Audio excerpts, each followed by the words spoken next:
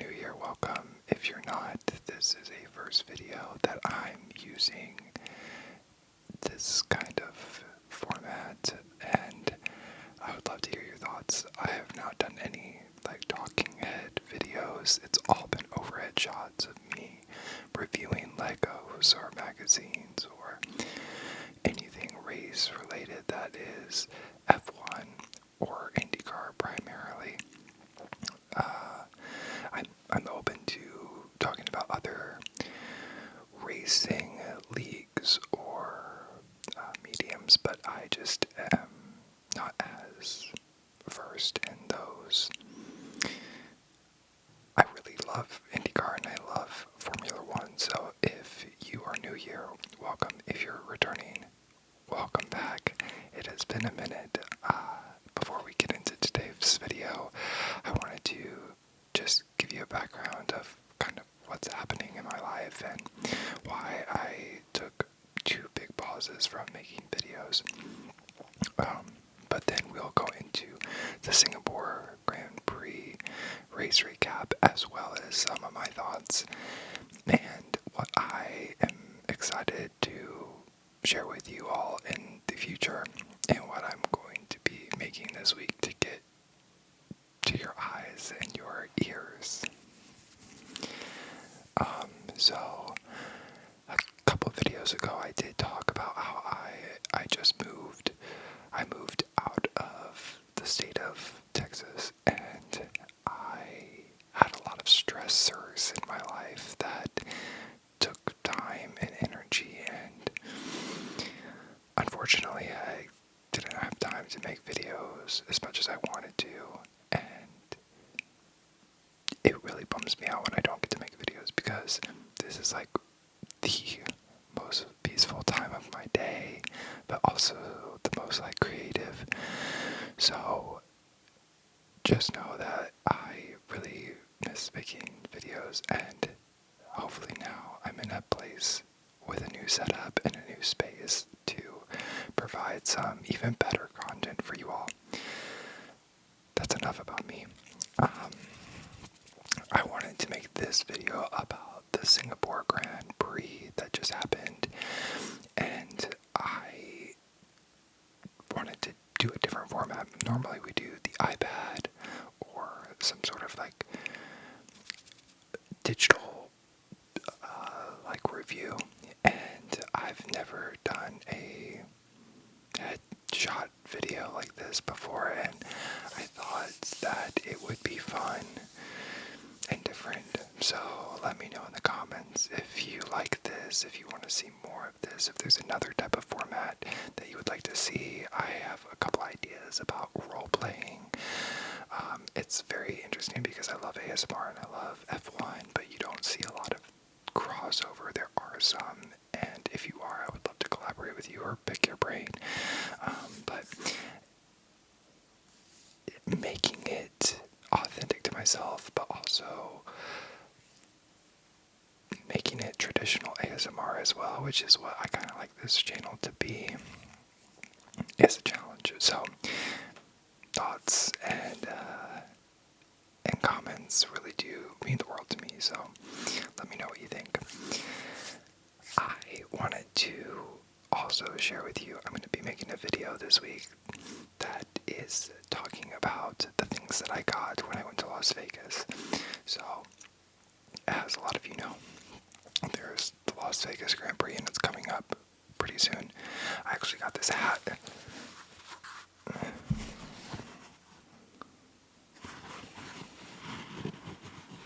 And,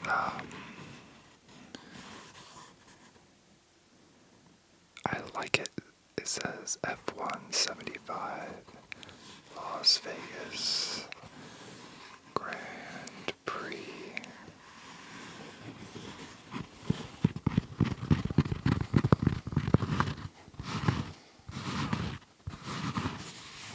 And on the inside you can see the track layout, and here's the paddock right here. So I got this when I was in Las Vegas, and I went to the paddock and I took a bunch of videos, and I'll do a voiceover for you all. But I also got some merch.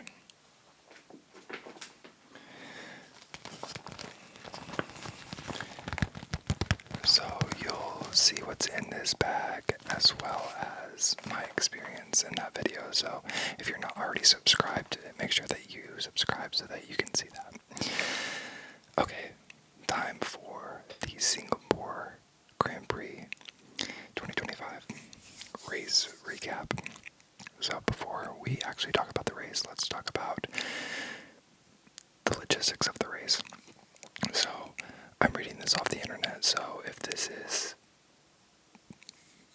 ChatGPT'd a little bit, I just wanted to go for some basic highlights if you did not watch the race.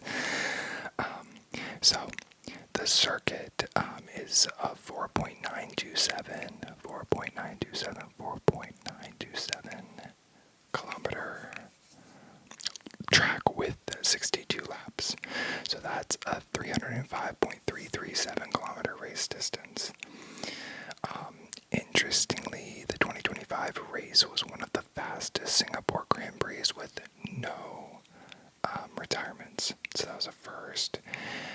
And then we saw the second consecutive Singapore race without a safety car. Traditionally, the Marina Bay circuit has a lot of safety cars. It is a night race, and speaking of Las Vegas, that is another night race. It's a very similar setup. So if you did miss this one, you have another opportunity to see a very similar night race in Vegas in November, I believe. I'm actually going to the USGP in Austin in a couple weeks.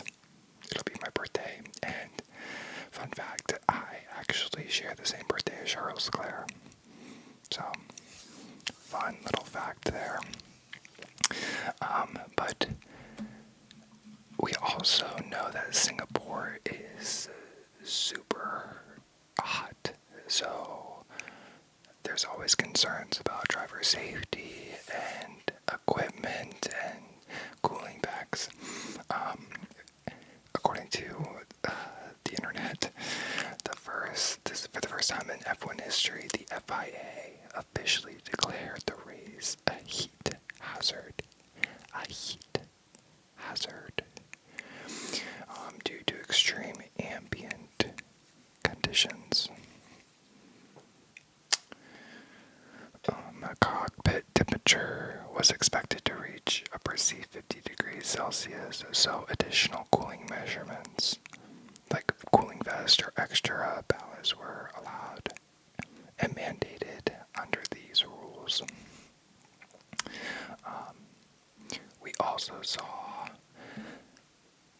spoiler alert, if you haven't watched the race and you don't want to know this, skip 5. Well, actually, maybe don't skip, because I'm going to talk about the race now. This is your moment to not continue the video. Come back later. But we saw the 2025 Constructors crowned. So, no.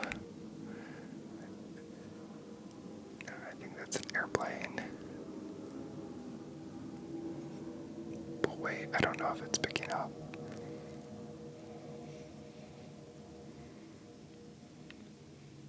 We'll see. Again, this is a new setup. Same microphone, but different settings, new camera. I even got some checkered lights in the back for y'all.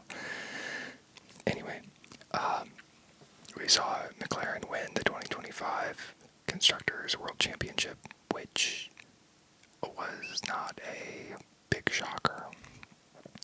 The big shocker and the continued shocker that we see in this lovely team known as McLaren is the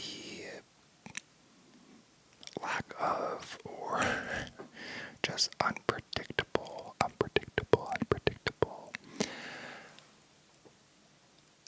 strategy, or no strategy, or to number one, drivers.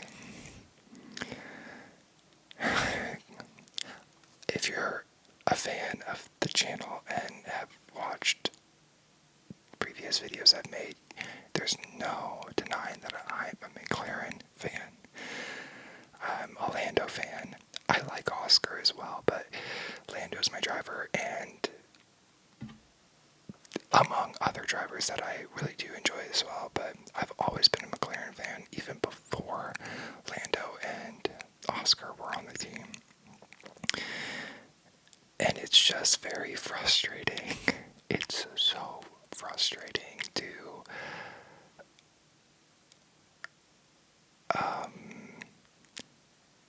try to guess what's going on in their heads. We saw Lando start in P5, P5, and Oscar was P3, I believe.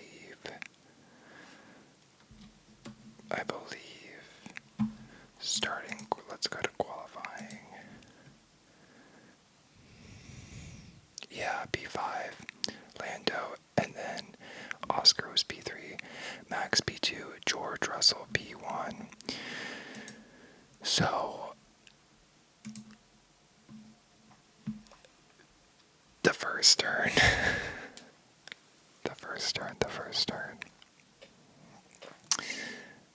Lando makes a move, and there's contact between him and Oscar, and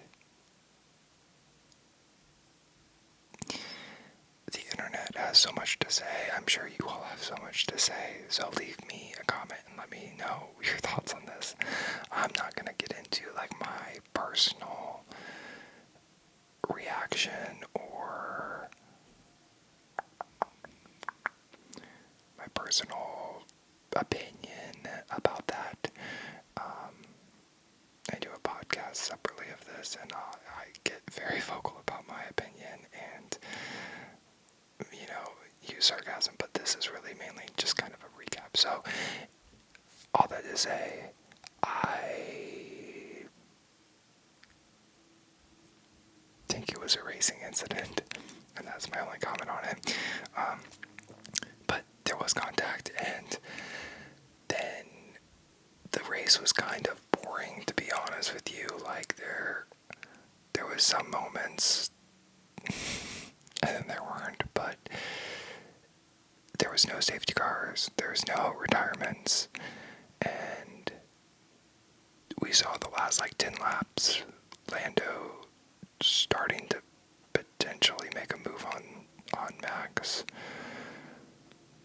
but didn't overtake him, so we ended up having George win the race, Max P2, Lando P3, Oscar P4, with that clinching the World Championship for the Constructors. Obviously, Piastri is going to be pissed. Oh, there was the pit stops, oh my god. The pit stops. Yeah, so McLaren has not been great at pit stops or consistently been messing up a second pit stop. So they come on the radio and they ask Lando if he wants to pit first or if he wants to let Oscar pit first. And after the last time, he let Oscar pit first, and they told him that there wouldn't be, they promised him he would keep his position. They had a 5.5 second, I can't remember, 4.9 or 5.9, something like that, pit stop, and he lost position, and then there was team orders to give the position back from Piastri. It was the drama is dramaing, and so this time around Lando learned his lesson. I was like, no, I'm gonna pit first. Oscar has a bad pit stop, so I guess Lando did the right thing. But I don't know what's going on with this pit stop crew. What is happening? say, the race kind of just ended the way that I think, like, thought it would, I guess, after the first turn, after the first few laps. And I'm getting tired. There was a lot to discuss here. I think what we and the internet is seeing is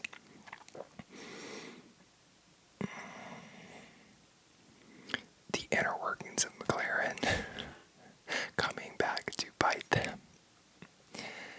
And they won, but like at the same time you're causing so much tension between your drivers, and just pick a number one and like go with that number one, if that makes any sense. I said I wasn't gonna get like personal on this and whatever.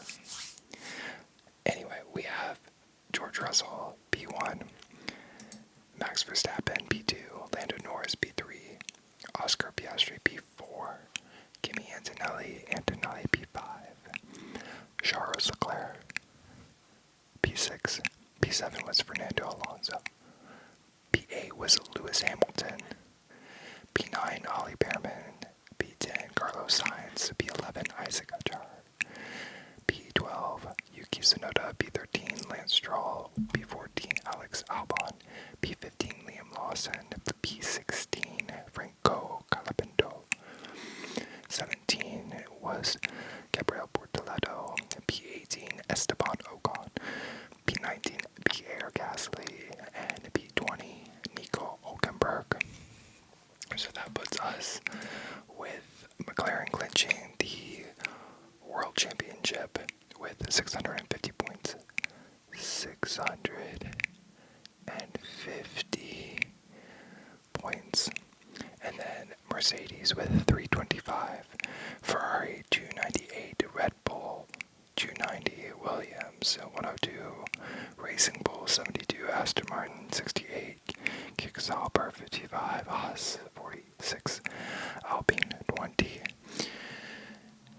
And now that puts our drivers with, let's see, team driver standings. Oscar Piastri with it 336 points. Lando Norris with 314 points. Max with 273. George Russell 237. And rounding out your top five, Charles Leclerc with 173.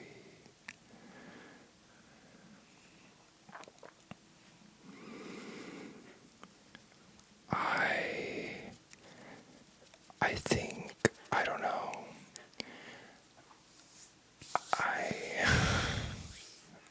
I'm not even going to make a prediction. What do you think is going to happen with the, next few races and the rest of the year, the season?